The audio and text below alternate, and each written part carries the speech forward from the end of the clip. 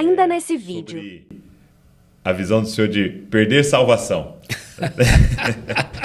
que é um dos pilares, né, aí do calvinismo, né? Qual que é a sua visão aí? Bom, eu sou calvinista, sou presbiteriano, e a minha visão, e respeito aqueles que pensam diferente de mim, nós já conversamos sobre isso aqui no nosso programa. Mas entendo que aquele que é salvo eternamente. Ok.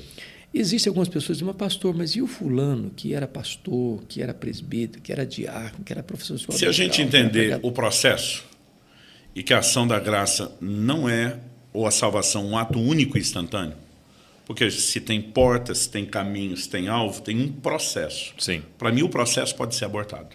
Mas eu não tenho assim um pingo de dúvida e eu discuto esse assunto com quem for, o quanto quiser, porque assim... Seguinte, eu queria te fazer um pedido já no início. Já curte isso aqui. Já deixa um comentário durante aí o que o senhor ministrou no seu coração nessa conversa. E também se inscreve no canal. Você fazendo isso, o YouTube entende que isso aqui é relevante e ele começa a mostrar para mais gente. Então faz isso aí já no começo aí que eu tenho certeza que vai ser incrível. Então vamos embora. Que a gente usa talvez esse termo, né? Nas nossas mesas de conversa do perder a salvação. Entro. Porque há também uma ideia de que se eu receber a graça, acabou, né? Mas como é que você trabalha essa temática? O que você leu e se aprofundou nesse tempo aí? Se a gente entender o processo e que a ação da graça não é, ou a salvação, um ato único e instantâneo, porque se tem portas, se tem caminhos, se tem alvo, tem um processo. Sim. Para mim, o processo pode ser abortado. Mas eu não tenho assim um pingo de dúvida e eu discuto esse assunto com quem for, o quanto quiser, porque assim... Então o próximo podcast vai ser debate aqui. Porque de fato, por exemplo, o texto aqui que eu citei de Hebreus vem na continuidade do verso 26. Se continuarmos a pecar de propósito, depois de termos recebido o conhecimento da verdade, já não resta sacrifício pelo pecado. Não dá para consertar. Né? O texto está falando isso. Aí alguém fala, não, isso aí é gente que não teve uma experiência de conversão. Ele diz que pisou o Filho de Deus, profanou o sangue da aliança com o qual foi santificado. Como é que o cara foi santificado e não teve uma experiência de novo nascimento? Então, Hebreus 6, por exemplo, fala que é impossível os que uma vez foram iluminados, provaram o dom celestial, o novo nascimento, se tornaram participantes do Espírito Santo, que é a prova de nascer de novo, que sem nascer de novo não recebe o Espírito Santo, provaram a boa palavra de Deus, os poderes do mundo vindouro e caíram. É impossível renová-los para arrependimento. Então, acrescente assim, coisa o arrependimento que houve.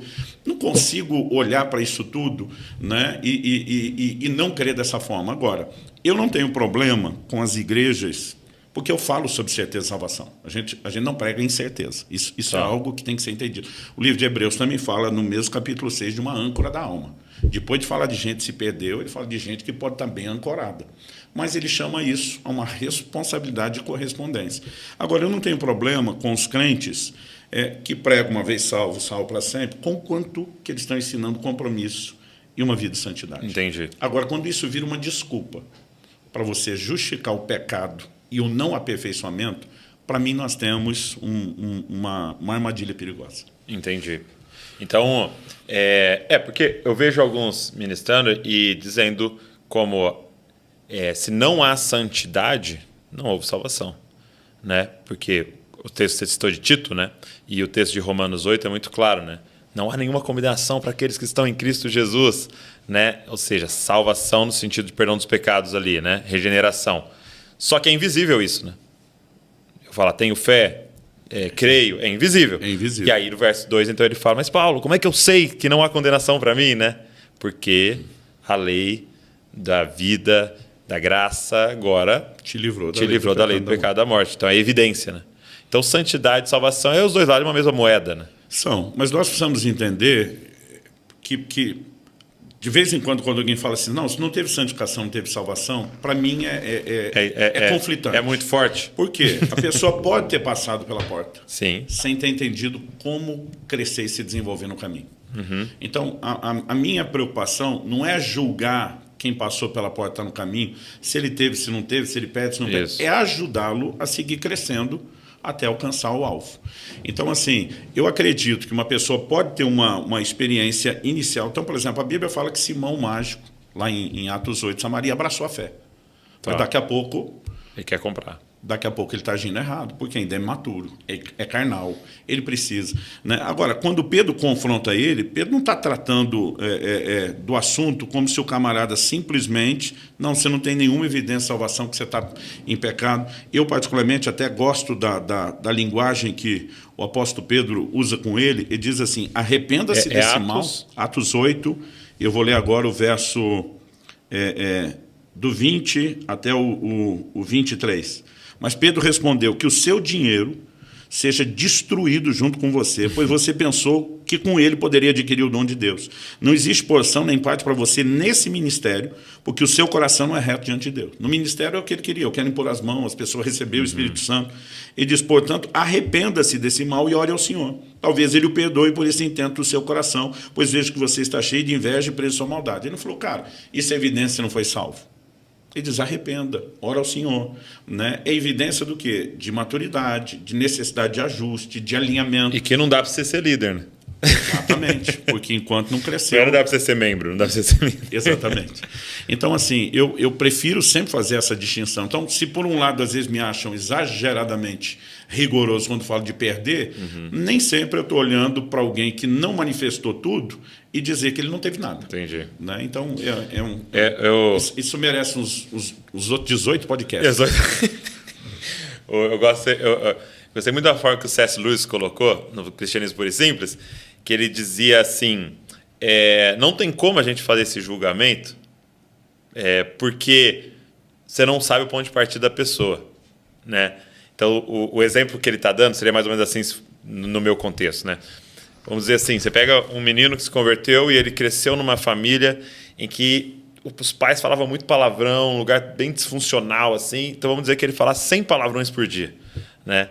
E ele se converte. E, de repente, eu cresci na casa de pastores, neto de pastor. Eu acho que eu nunca vi meu pai na minha vida falar um palavrão. Entendeu? Então, eu cresci numa casa onde não havia nenhum palavrão. Ok?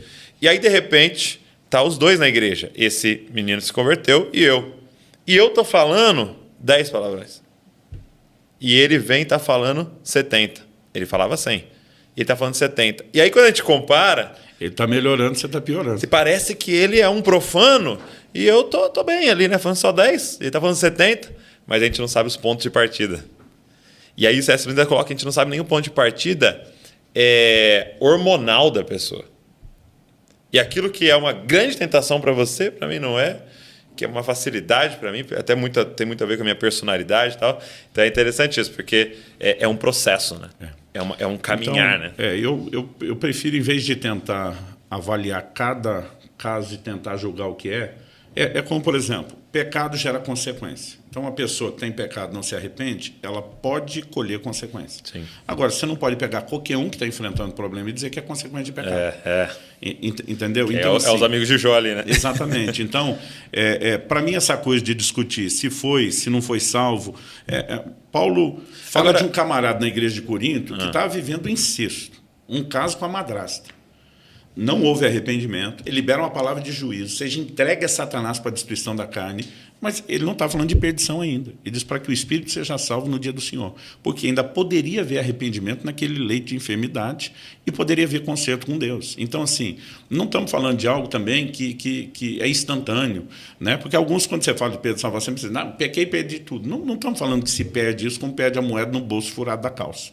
Mas que o processo pode ser abortado, a ponte não ter retorno, isso para mim pode.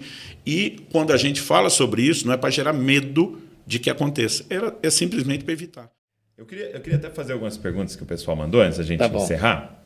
Alguém havia perguntado aqui, que eu olhei antes, né? Sobre a visão do senhor de perder salvação. Que é um dos pilares, né, aí do calvinismo, né? Qual que é a sua visão aí? Bom, eu sou calvinista, sou presbiteriano, e a minha visão, e respeito aqueles que pensam diferente de mim, nós já conversamos sobre isso aqui no nosso programa.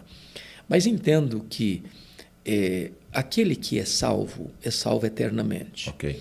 Existem algumas pessoas que dizem, mas pastor, mas e o fulano que era pastor, que era presbítero, que era diácono, que era professor de escola dominical, que era pregador leigo, que era isso, que era aquilo, que viveu na igreja, e depois saiu da igreja e morreu no mundão lá. Como é que fica? Para mim, a resposta é 1 de João 2,19. Saíram dos nossos porque não eram dos nossos. O fato de alguém estar na igreja, ser batizado, ocupar um ofício na igreja, isso não significa necessariamente que as pessoas salvam. Judas Iscariotes era apóstolo, nunca era convertido. Agora, uma pessoa que se arrependeu e creu, que nasceu de novo, que foi justificado, que foi selado com o Espírito Santo, que tem seu nome escrito no livro da vida, que recebeu de Jesus a vida eterna. O Senhor Jesus diz assim: ninguém pode vir a mim se o Pai não o trouxer. Todo aquele que vem a mim, eu jamais lançarei fora. Eu conheço as minhas ovelhas, elas ouvem a minha voz e me seguem. Eu dou a elas a vida eterna e ninguém jamais as arrebatará das minhas mãos. Em Romanos 8,30, Paulo diz: aos que Deus predestinou, a esses Deus também chamou. Aos que Deus chamou, a esses Deus também justificou. E aos que Deus justificou, a esses Deus também glorificou. A glorificação vai acontecer ainda, não aconteceu. Porém, Paulo coloca como um fato consumado. E ele entra no final com 5 perguntas retóricas. Se Deus é por nós, quem será contra nós? Aquele que não poupou seu próprio filho, antes por todos nós o entregou. Porventura não nos dará graciosamente com ele todas as coisas? Quem tentará acusação contra os eleitos de Deus? É Deus quem os justifica. Quem os condenará? É Cristo Jesus quem morreu, o antes quem ressuscitou, qual está à direita de Deus, também intercede por nós. Quem nos separará do amor de Deus que tem em Cristo Jesus? Será a tribulação, ou perseguição, ou angústia, ou perigo, ou espada, ou fome, ou nudez? Por meio de todas as coisas somos mais que vencedores em Cristo Jesus. Por isso estou bem certo que nem a morte, nem a vida, nem anjos, nem principados, nem poderes, nem altura, nem profundidade, nem qualquer outra criatura poderá nos separar do amor de Deus que está em Cristo Jesus, nosso Senhor.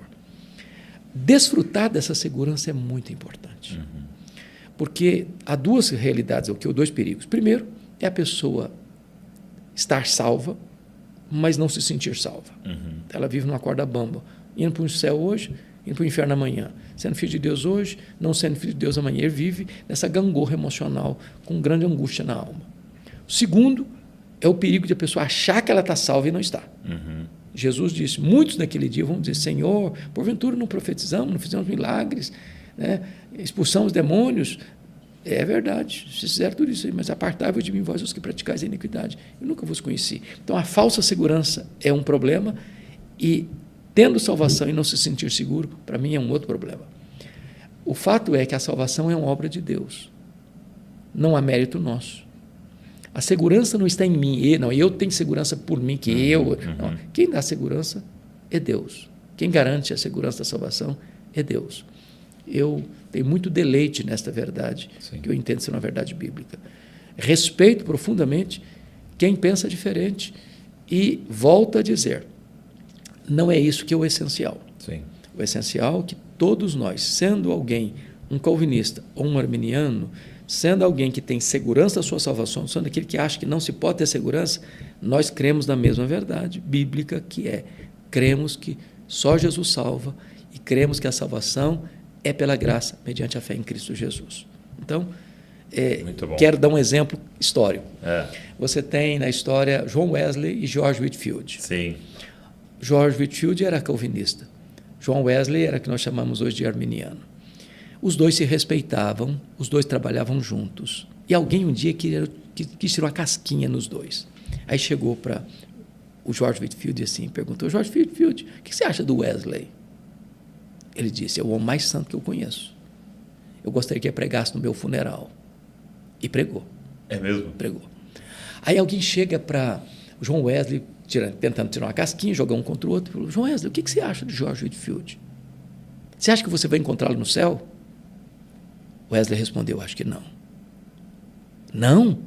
Não. Por que não? Eu acho que vai estar tão perto de Deus que eu não vou conseguir chegar perto dele. Então, eram esses dois homens que tinham linhas teológicas distintas, mas que entendiam que eles estavam ambos em Cristo. Sim. E trabalhando juntos. Muito bom exemplo. Muito importante.